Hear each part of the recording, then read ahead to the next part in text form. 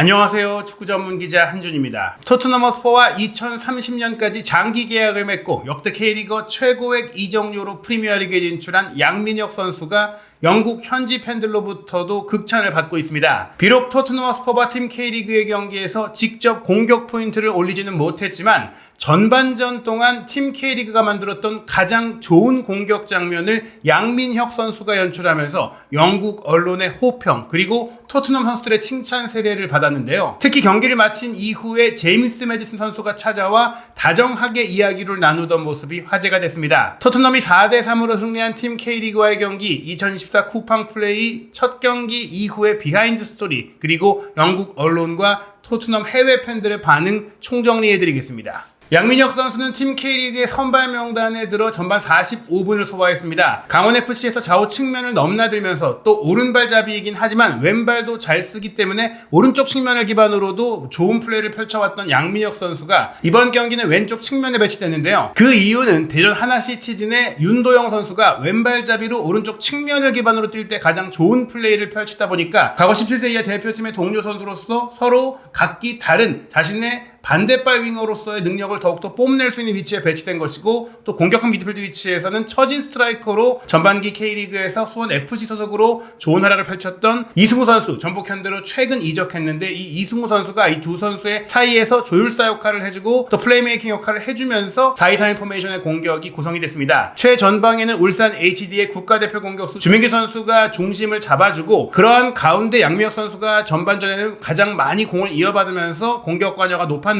조명의 중앙 미드필더도 이동경 선수와 정호연 선수로, 이동경 선수 역시 본래 2선 자원으로 뛸 수 있는 또 플레이메이킹 위치가 강점인 공격적인 선수다 보니까 굉장히 많은 선수들이 전방 지역에서 서로 연계할 수 있는 그런 형태의 경기가 펼쳐졌어요. 다만 이렇게 공격적인 선수들이 미드필드에 많이 있는 상황이다 보니까 포백 라인에서 특히 측면 공격 가담이 좋은 울산 HD의 왼쪽 풀백 이명재 선수나 FC 서울의 오른쪽 풀백인 최준 선수는 평소보다는 조금 수비에 신경 쓰고, 또 두 명의 센터백으로 뛴 박진섭 선수와 박승욱 선수도, 박진섭 선수가 수비형 미드필드가 가능하고 또 박승욱 선수도 수비형 미드필드와 풀백이 가능할 정도로 공격적인 자원이기는 하지만 이 4명의 선수가 주로 수비를 가담하면서 앞에 있는 선수들이 많이 공격적으로 플레이를 하는 그런 형태로 경기가 전개됐거든요. 왼쪽 측면 공격수로 뛴 양민혁 선수는 주로 토트넘 허스퍼의 오른쪽 센터백이자 오른쪽 풀백 영역을 커버하고 있는 에메르송 로얄 선수를 직접 상대한 상황들이 많았는데, 특히 이 브라질 대표 출신 수비수 로얄 선수를 혼란스럽게 만들었던, 정말 흔들어 놨던 멋진 터닝 동작이 가장 큰 화제가 됐습니다. 영국의 풋볼 런던의 보도 역시 빠르게 올라왔는데요. 양민혁 선수가 토트넘 허스퍼와 팀 K리그의 프렌들리 경기에서 대성공한 영입이라는 것을 입증했다. 뉴 토트넘 사이닝 와우스라는 평이 바로 토트넘의 이번 영입생이 성공적이다라는 의미를 담고 있고, 그게 양민혁 선수가 에메르송 로얄에게 했던 그 플레이로 인해 드러났다, 이렇게 이제 설명하는 내용인데요. 본문을 살펴보면 토트넘 팬들은 수요일 엔지 포스테코글루 감독의 팀이 한국에서 팀 K리그와 맞붙었을 때 상대팀 선수에 대해 한눈을 팔아도 용서받을 수 있었을 겁니다 라고 하면서, 보통 이런 프리시즌 경기는 상대팀의 어떤 선수를 보거나 상대팀의 상태를 보기보다는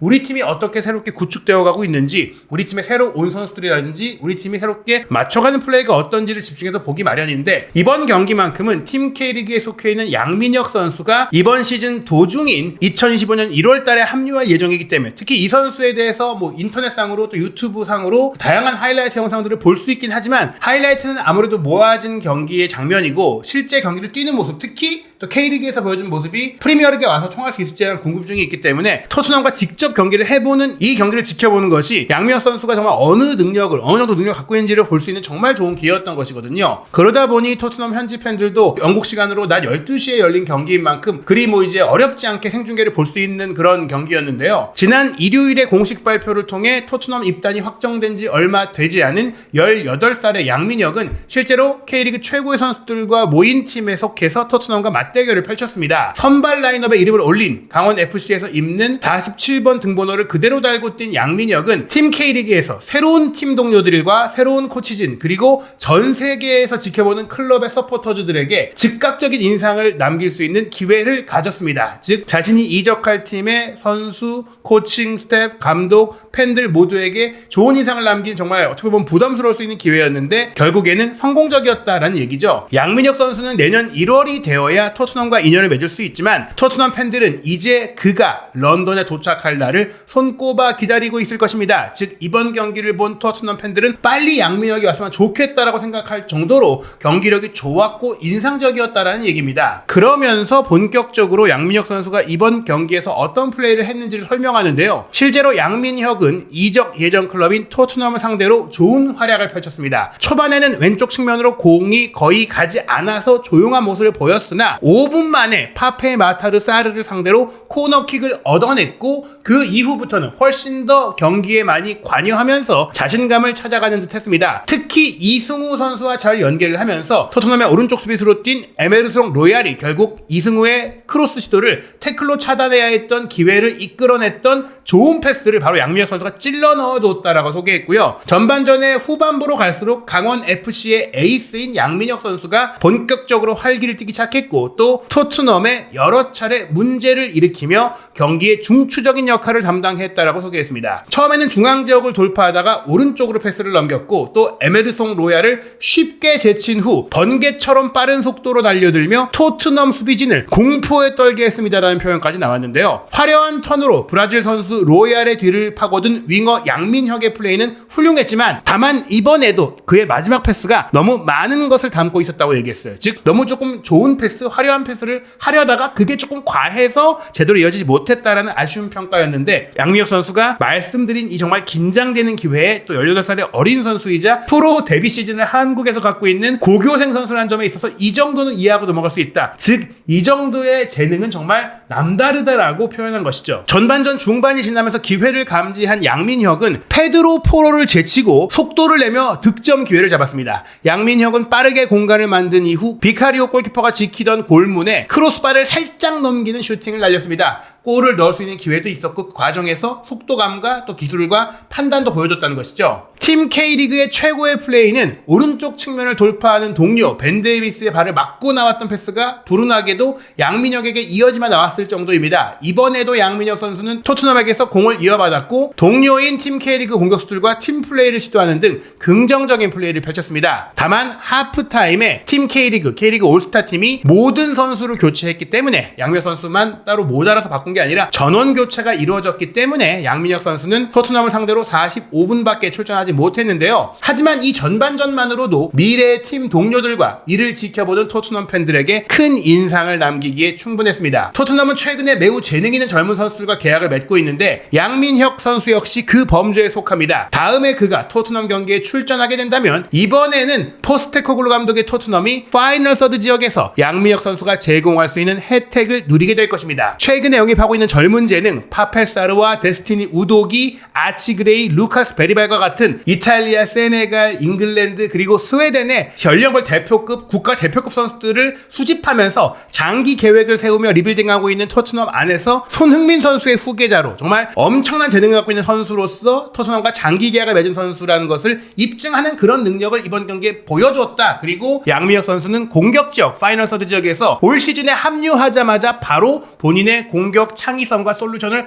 보여줄 것으로 기대되는 선수다라고 아주 대단한 평가를 한 것이죠. 풋볼 런던에서 소개한 이 장면들을 저희가 좀 세세하게 살펴보면 이승우 선수가 공격형 미드필더 뛰면서도 한 칸 내려가서 연기해주고 이동경 선수와 자리를 바꿔가면서 토트넘의 전방 압박을 흔들어놨던 플레이가 있었거든요. 그럴 때 왼쪽 측면 공격수로 뛴 양민혁 선수가 안쪽으로 들어오면서 또 오히려 이승우 선수의 자리 쪽으로 이동하고 이렇게 이동하면서 상대 수비를 혼란스럽게 만들었고 그 과정 속에서 이승우 선수가 후방으로 내려와서 전진 패스를 줬던 22분에 로얄 선수가 따라 들어오면서 대인 방어를 하려고 하자 오른발 아웃프런트로 공을 툭 차서 바깥쪽으로 돌려놓으면서 로얄 선수가 무게중심이 한쪽으로 쏠려 있었기 때문에 따라왔을 때 질 수밖에 없도록 볼터치를 가져갔고 이미 뒤에서 달려올 것을 예측하고 이런 터치를 가져간 거죠. 등졌다가 돌아서면서도 속도감을 살려서 뒷공간을 잡아먹는 플레이는 기술적으로도 뛰어나지만 지능적으로도 뛰어난 플레이였고 그 다음에 속도감이 있기 때문에 본인의 스피드가 있기 때문에 그 뒷공간을 확실하게 침투한 이후에 그레이가 따라붙자 그레이를 피해서 오른발 아웃프런트 패스를 또 한번 윤도영에게 연결했는데 이게 이게 조금 과했다라는 표현이 나오긴 했지만 직선적인 패스를 그냥 쉽게 가져갔다면 수비에게 쉽게 걸릴 수 있었거든요. 그래서 비껴서 오른발 아웃프로트로 찬 겁니다. 다만 이게 좀 많이 꺾이면서 윤도영 선수가 달려 들어가는 동선으로 가지 못했어요. 오히려 뛰어서 뒷공간으로 보냈다면 윤도영 선수가 슈팅할 수 있는 코스로 갈 수 있지 않을까라고도 생각할 수 있지만 이런 패스가 나올 수 있다는 것 자체가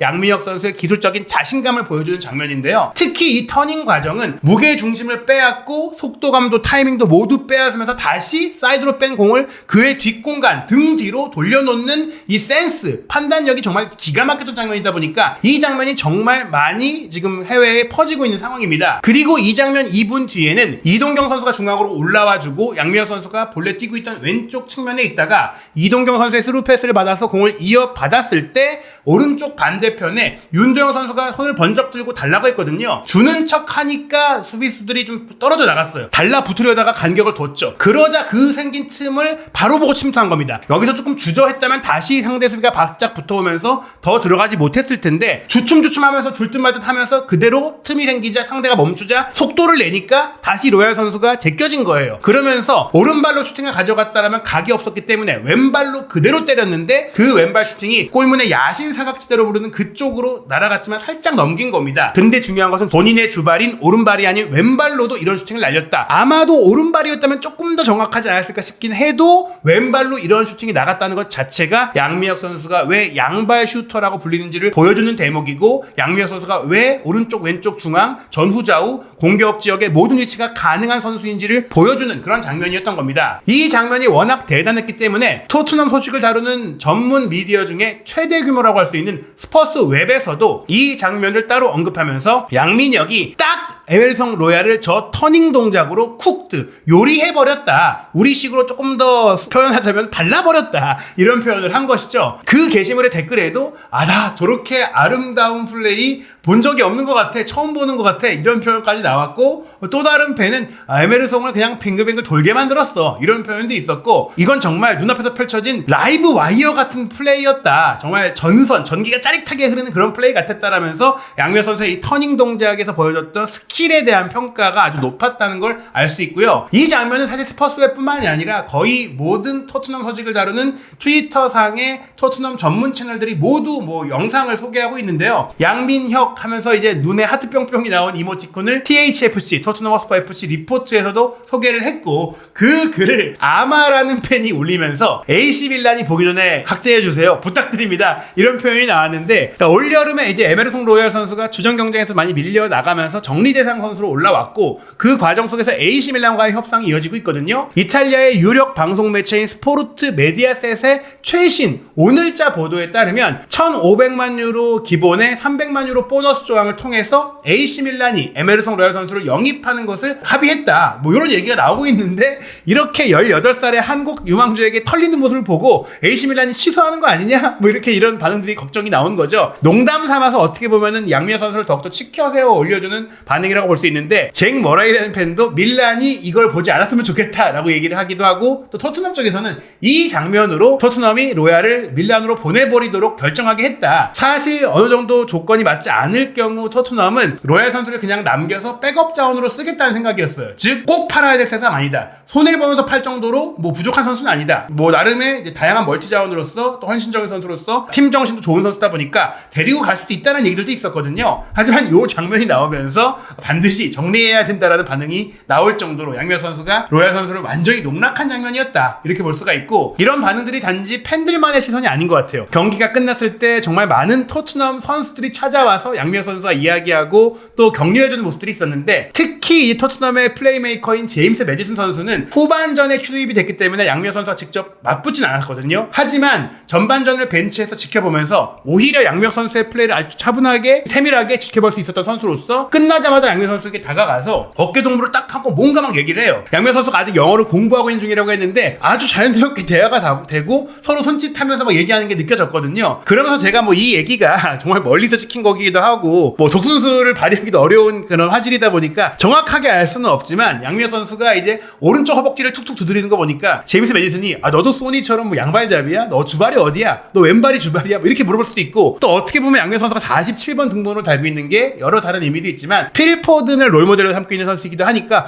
왼발잡인 건가? 또 오늘은 왼발로 스팅을 때렸잖아요. 그런 장면들 때문에 질문했을 것 같은데 나는 오른발이 주발이다라고 얘기한 것 같은 느낌을 제 개인적으로는 받았는데, 여기서 또 하나 주목할 점이 이날 이제 뒤에서 따라오면서 이 수건으로 얼굴을 이제 땀을 닦고 있는 선수가 등번호 62번의 랭크셔 선수로, 이번 프리시즌 기간 동안 히샤일용도 부상이고 아직 스트라이커 자원이 영입이 안 된 가운데 최전방 공격수로 좀 투입이 되면서 기회를 얻고 있는 선수인데요. 이 선수가 후반전에 이 베르너의 컵백을 받아서 득점을 한 선수잖아요. 토트넘 유스 출신의 기대주인데 이 선수가 굉장히 부럽다는 표정으로 메디슨의 챙김을 받는, 메디슨의 격려와 어깨동무와 이제 애정을 받는 양미혁 선수를 부러워하면서 보는 모습도 있었고, 드라고신 선수도 워낙에 메디슨이 정말 다정하게 양미혁 선수에게 얘기해주고 챙겨주니까 부러워하는 그런 눈빛을 보이기도 했고, 그 뒤에 있는 정재희 선수나 윤도영 선수도 양미혁 선수를 부러워하는 이런 모습들을 볼 수 있었습니다. 편안하게 또 영어로 대화를 하면서 또 양미혁 선수도 뭔가 막 설명을 해요. 그러면서 이제 뭐 유니폼 얘기도 하고 바꾸는 건지 뭐 어떻게 된 건지 모르겠지만 머리도 쓰다듬어주고 우리 가서 잘 뛰어보자, 약간 이런 느낌의 얘기를 아주 길게 가져감으로써 메디슨이 직접 플레이를 보고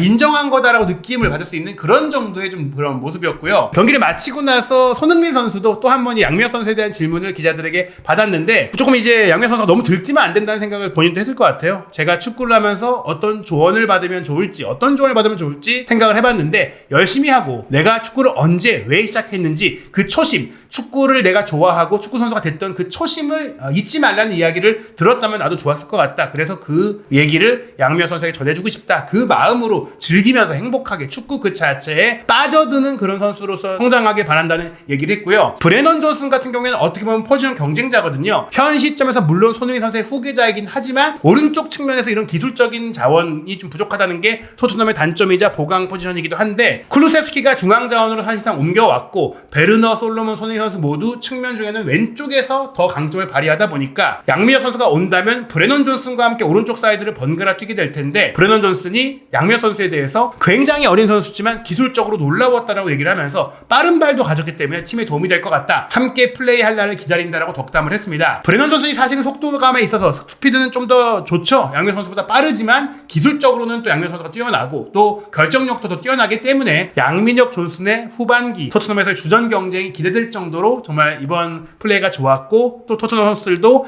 양민혁 선수의 플레이를 확실히 보고 왜 우리 팀이 K리그에 이제 막 데뷔한 18살 선수를 영입했는지를 정말 알 수 있는 그런 날이 된 것 같습니다. 존슨이라든지 메디슨뿐만 아니라 경기를 마치고 나서 베리발 선수도 찾아와서 함께 이야기를 나누고 사진도 찍었고, 또 페드로 포로 선수가 양미혁 선수의 슈팅 관련해서 뚫렸었잖아요. 그래서인지 또 끝나고 양미혁 선수를 찾아와서 어깨동무하면서 이야기를 하는 모습도 국내 매체의 이제 사진에 포착이 됐습니다. 또한 다니엘 레비 회장의 처남으로 유명한 토트넘의 스텝 한 분도 양미혁 선수를 어깨동무하면서 안아주면서 다 농담도 하고 이야기하는 모습이 있었는데, 뭐 다른 또 K리그 선수들이 나도 토트넘에 데려가달라 이런 농담을 한 게 아닌가 싶은 그런 장면으로 보이긴 하지만, 어찌됐거나 양미혁 선수를 이렇게 챙기는 모습, 이제 막 합류해서 아직 솔직히 팀에 합류되지 않은 계약된 선수에 대해서 이런 반응을 보이는 것은 분명히 이번 경기에 남긴 인상이 너무나 좋았기 때문이다. 이날 경기 전반전에 보여줬던 플레이가 너무나 좋기 때문이다라고 할 수 있겠습니다. 다만 포스테콜로 감독은 신중하게 반응을 했는데요. 특히 이날 전반전 도중에 이 드링킹 브레이크 당시에 선수들의 플레이를 강하게 질책하기도 했었잖아요. 생각보다 팀 K리그에 고전했던 경기였다는 점에서 조금은 이제 기분이 안 좋았을 수도 있었던 것 같은데, 오늘 양미혁 선수의 플레이에 대해서는 저는 우리 팀 선수에게만 집중하고 있었기 때문에 상대 선수는 잘 보지 못했고, 양미혁 선수는 1월 달에 온다면 그때 충분히 볼 시간이 있을 겁니다. 지금 중요한 것은 우리가 영입 발표를 하기는 했지만 양미혁 선수가 아직 한국의 클럽 축구 K리그에 집중하고 올 시즌을 잘 마무리하는 것이라고 생각합니다. 더 들뜨거나 좀 앞서가지 않았으면 좋겠다는 얘기죠. 강원에서 시즌 잘 치르고 와서 그때부터 내가 양미혁을 잘 케어하고 또 지도하고 지켜보겠다. 양미혁 선수가 지금까지 뛰어난 시즌을 보냈고, 또 우리 팀 토트넘에 온다면 충분한 시간과 기회를 통해서 자신이 할 수 있는 것을 보여줄 것이고 우리는 그 과정을 도울 것입니다 라고 하면서 역시 기대감 자체를 안전히 숨기진 않았습니다. 토트넘 허스퍼는 이제 8월 3일 토요일 오후 8시 바이에른 뮌헨과의 경기로 2024 쿠팡 플레이 시리즈 일정의 마지막을 보내고 영국으로 돌아갑니다. 8월 11일 일요일 새벽 1시 30분에 토트넘 허스퍼 스타디움에서 바이에른 뮌헨과 한 차례 더 경기를 하고 2024-2025 시즌 프리미어리그가 막을 올리는데요. 8월 20일 화요일 새벽 4시에 레스터 시티와 원정 경기로 개막전이 펼쳐집니다. 그 뒤로 이제 프리미어리그 열전이 숨쉴 틈 없이 이어지는데요. 올해 말까지 강원FC에 남게 되는 양민혁 선수도 강원FC의 창단 후 첫 우승 도전에 중심 역할을 하고 있습니다. K리그 여름 휴식기가 끝난 이후 열리는 첫 경기가 바로 8월 9일 금요일 저녁 7시 30분 현재 1위인 김천상무, 현재 2위인 강원FC의 대결인데 양 팀 간의 승점 차이가 2점에 불과하기 때문에 강원이 이길 경우에는 단독 선두로 치고 올라갈 수 있고 선두 경쟁 중인 울산, 포항과의 경기도 9월 13일과 9월 22일에 예정되어 있기 때문에 양민혁 선수가 토트넘에 가기 전에 강원FC에서 어떤 역사를 만들지 지켜보는 것도 올 시즌 정말 축구를 즐기기 위한 아주 좋은 이슈가 될 것 같습니다. 8월 1일에는 바이에른 뮌헨이 내한하고요. 8월 2일에 공식 기자회견 그리고 오픈 트레이닝이 진행이 됩니다. 그리고 8월 3일 토트넘과 바이에른 뮌헨 경기가 서울 월드컵 경기장에서 열리는데요. 손흥민 선수와 김민재 선수의 맞대결에서는 또 어떤 드라마가 펼쳐지고 어떤 명승부가 펼쳐질지 한준TV 구독, 좋아요, 알림 설정으로 경기 분석과 해외 반응 그리고 다양한 비하인드 스토리 확인하시기 바랍니다.